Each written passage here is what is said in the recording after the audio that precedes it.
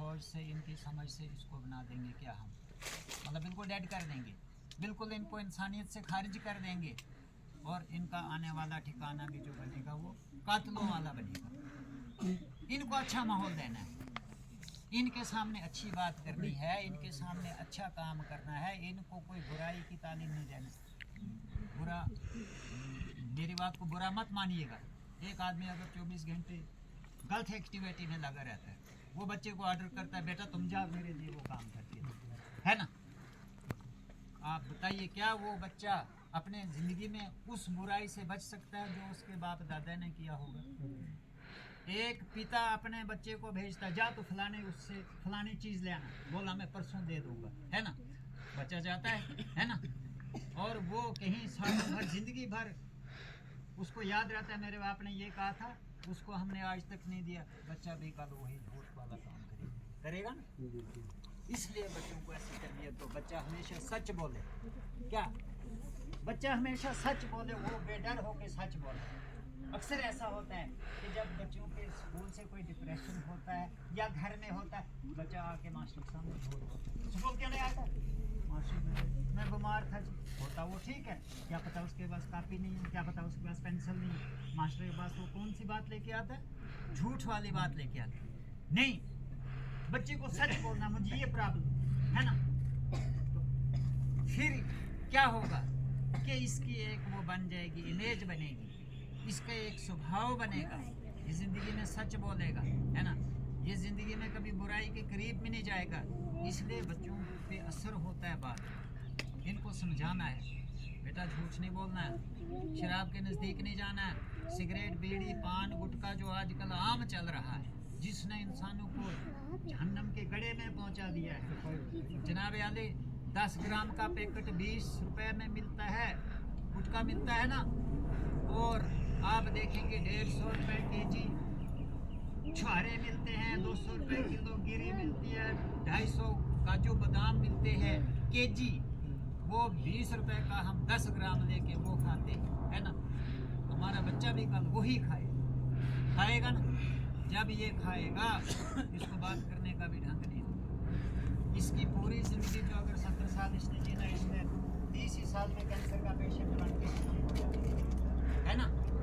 ये चीज़ है कि बुराई चीज़ से इनको नफरत दिलानी है, बुराई से इनको रोकना है। बात पहला नंबर तो इनको अदब सिखाओ, इनको बात करने का ढंग सिखाओ, है ना? कि बड़ा हो छोटा हो इस तरीके से बात कीजिए, है ना? तो जो बादब होता है वो बामुराद होता है ना? जिसकी फटकारें पड़ती है वो मस्जिद में नहीं पहुँचता।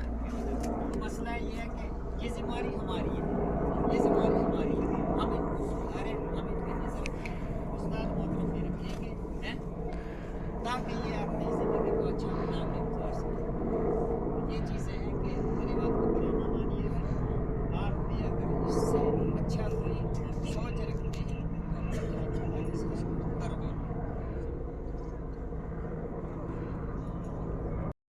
आज के ज़माने में हम ये मान सकते हैं कि आज हम सक्षम हैं, हम बात कर सकते हैं। इंसान को बात करने की भी बहुत बड़ी चीज़ होती है, खड़ा नहीं हो सकता इंसान बात करने के। छोटे बच्चे पीछे मारने को नहीं, बड़ा मामा इधर आ जाओ थोड़ा, तो एक साइड पीछे मोड़ने। बड़ी बात ये है कि हम देखिए तब्दीली, हमने देखी है, सच में तब्दीली देखी है। तब्दीली क्या देखी है कि प्रैक्टिकली कभी नहीं कर सकते। आज हमारा बच्चा कुछ सीख रहा है तो वो ये हमारे स्कूल में तो आप कुछ बड़ी बात नहीं करेंगे, हाँ हमारे स्कूल का जो बदलाव हमें दिख रहा है तो उस बदलाव को हम कराते हैं। और मैं निवेदन भी करता हूँ कि हमारे स्कूल में तो केवल और केवल 3 उस्ताद हैं।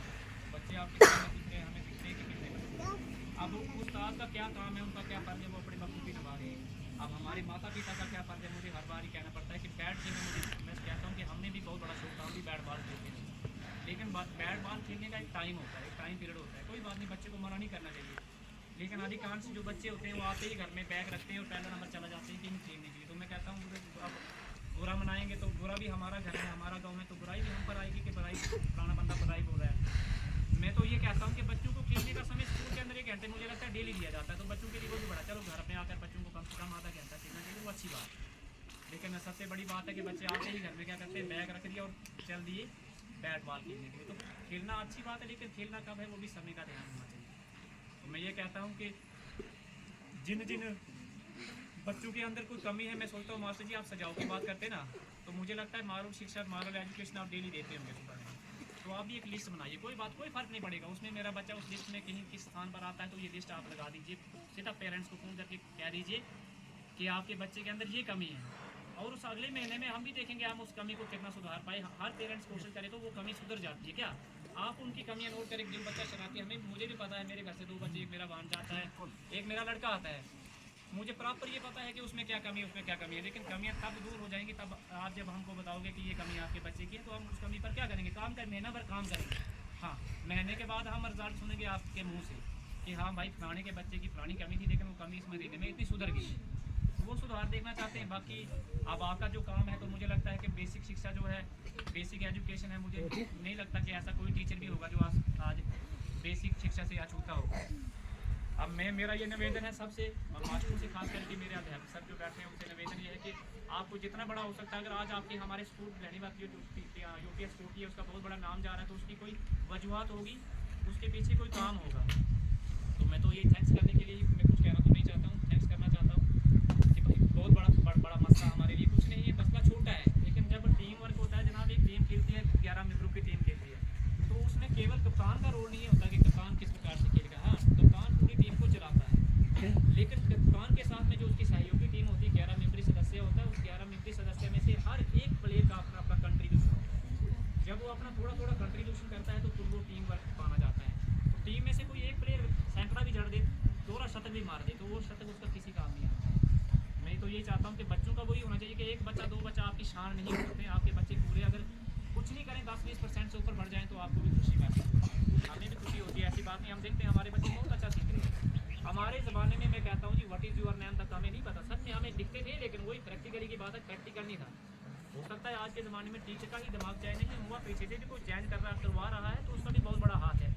आज ही हम कहते हैं ना कि देखो जी बच्चे मास्टर पढ़ाते नहीं है, लेकिन मैं सबसे बड़ा मानता हूँ कि स्कूल के अंदर जो हमारी ये एक्टिविटी है ना, ये सबसे बड़ी बेहतरीन चीज़ है, और इसको मैं सोचता हूँ कि हमारे घर में भी इतना लागू करवाना चाहिए कि जिसकी कोई हाथ नहीं है।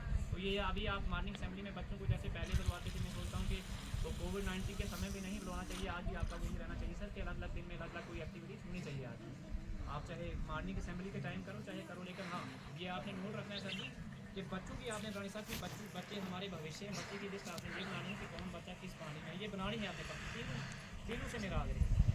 जिसकी जो शरारत हो, जिसकी जो कमी हो, नोट भी कापी पे लिखना है, कोई बात नहीं, हमें फ़ोन भी करना है, हम नाराज़ नहीं होंगे, आप फ़ोन करते हैं। हाँ, आपका काम जो है वो आपने करना है, और हमारा काम जो हमारा फ़र्ज़ है हमने करना है। एक पावर ने नहीं करना, एक अमीर ने नहीं करना, जितने हम यहाँ बैठे हैं सारे अपने अपने इसके सब अपने बच्चों का देखते हैं हमारा बच्चे में क्या करना, बाकी कुछ नहीं कर सकते। हाँ, ये कभी कोई कहीं नहीं कह सकता उस्ताद में से नहीं, देखो जी मेरे बच्चे वो नहीं सीखा तो तूने क्या सीखा, नहीं, ये बात मुझे गलत लगी है। कभी पीछे अगर भविष्य में कहीं बात आगे ना हो जाए, हाँ फ्यूचर में किसी ने अगर कहा है कि भाई देखो तेरे बच्चे को नहीं आता तो तेरे को क्या आता है, अगर मेरे को नहीं आता तो अभी मैंने अपना बच्चा स्कूल भेजा है, मुझे नहीं आता है तो अच्छी बात, क्या मुझे नहीं आता है अच्छी बात है, लेकिन मैंने सोचा है कुछ उमंगों के साथ अपना बच्चा भेजा कि भाई देखो मैं तो नहीं पढ़ पाया लेकिन मेरा बच्चा कुछ सीखे, तो बहुत बढ़िया है। तो मैं अप्रिशिएट करना चाहता हूँ, दिल से धन्यवाद करना चाहता हूँ कि आपने इस प्रकार का काम चलाया है, इसको आप बढ़ाएं, हमारा भरपूर सहयोग होगा। धन्यवाद।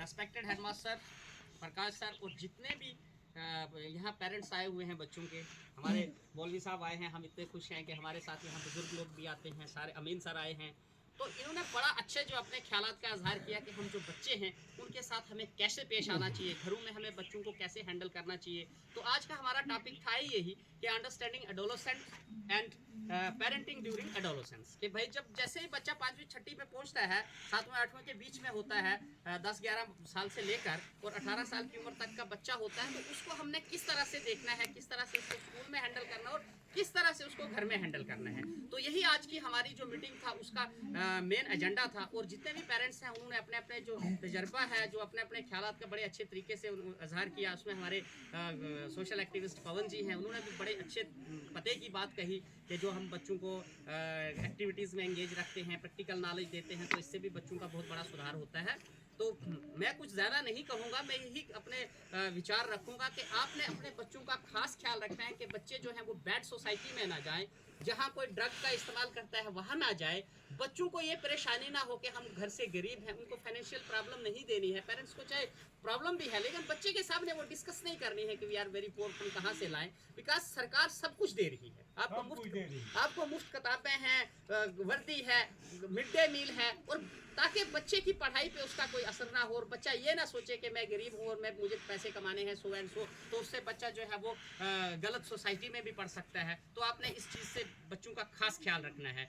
तो इसी तरह से जो बच्चा अगर आगे से चिड़चिड़ापन करता है या कुछ करता है, तो ये क्या होता है कि बच्चा जैसे ही इस एज में आता है, एडोलेसेंट एज में, तो ये नेचुरली बच्चे के अंदर तब्दीलियाँ होती हैं। ये नहीं समझना है कि ये मेरा बच्चा क्यों कर रहा है, इस एज में बच्चे करते हैं। तो उनको हमने क्या करना है, मोटिवेट करना है। We have the power of motivation. हमारे अंदर ऊपर वाले ने जिसने हमें पैदा किया है, एक पावर दी है कि हम किसी को समझा सकते हैं। तो हमने उसको बड़े दिल से लगा के समझाना है, ना कि डंडा मार के समझाना है कि हम स्कूल में भी मारे तो आप भी मारे, ऐसा नहीं है। आजकल तो हम स्कूलों में तो बड़े बच्चों को बड़े अच्छे तरीके से हैंडल किया जाता है। यहाँ काउंसलिंग होती है बच्चों की। आपकी काउंसलिंग होती है ना बच्चों? Yes sir. तो बच्चे की कोई भी परेशानी होती है तो उस पर हम काउंसलिंग करते हैं, बच्चे को बड़े अच्छे तरीके से समझाते हैं। तो आपने भी बच्चों को उसी तरह से हैंडल रखना है, ताकि ये हमारे जो आने वाले बच्चे हैं कल को ये अच्छे शहरी बन सकें। तो सरकार का भी इस पे बहुत बड़ा जोर है, और बड़ी सारी जो इन्वेस्टमेंट जो है गवर्नमेंट हमारे इस एजुकेशन सेक्टर पे कर रही है।